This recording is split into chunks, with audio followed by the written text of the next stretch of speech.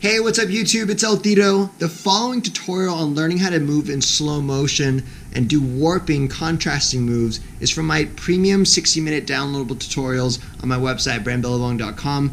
I hope you enjoy. So some slow motion drills are kind of using it to walk forward. So to emphasize that, I'm going to use every inch of my feet and then kind of exaggerate how low and how high I go when I walk. I'm kind of doing what we call in gliding like floats. And I'm not really focusing on my arms, just focusing on my lower body.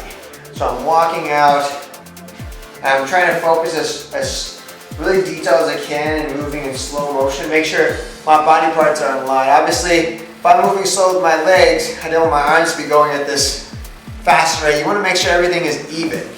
Another way you can move in slow motion is kind of sliding. So if I'm down like this, I can kind of just twist on my heels as a way to do slow motion. Or you can even do like a warp, like if you're going to move fast and then go into slow. Those contrasting movements are really cool for doing slow motion movements. For example, if I'm just going to walk and then I'll get to a point where I'll do a slow motion, what I did right before then is I walked and then I took this foot to go fast and then I went in slow motion. Versus if I just walk like this and then I go in slow motion, it's still going to be cool, but that contrast of that quickness right before you go to that slow-mo, really what makes it.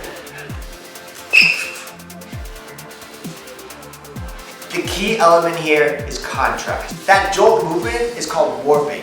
So practice warping. I'm going to squat down like this and I'm going to use my right arm to guide and I'm going to shoot to the lower left. So I'll go, I'll shoot to the upper right. I'll shoot to the upper left.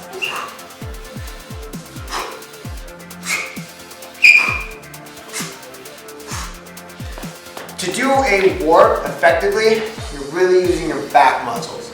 If you want to train on doing a warp, you can just bend down right here and then use your back muscles, have a straight back, and shoot your back up as fast as you can. Now, if you do this effectively, you'll actually be able to hear wind in your ears when you pop up. That's how you know you're moving fast enough. So you moving at that same velocity, moving forward. So if I'm going to shoot out like this, I got to use my back to kind of jerk forward to do the wave. I want you to try walking, and then right before you get to your super slow-mo, practice that warp into it to cause a really cool contrast effect. Ready?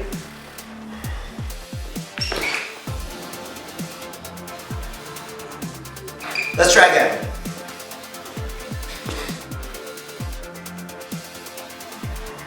So I'm going to let a minute and a half of a beatdown section play for you guys.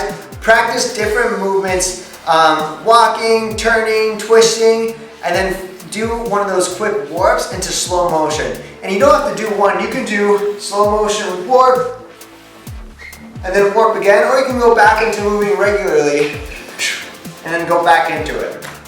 Your mind, your dance is an open canvas. Paint as you will.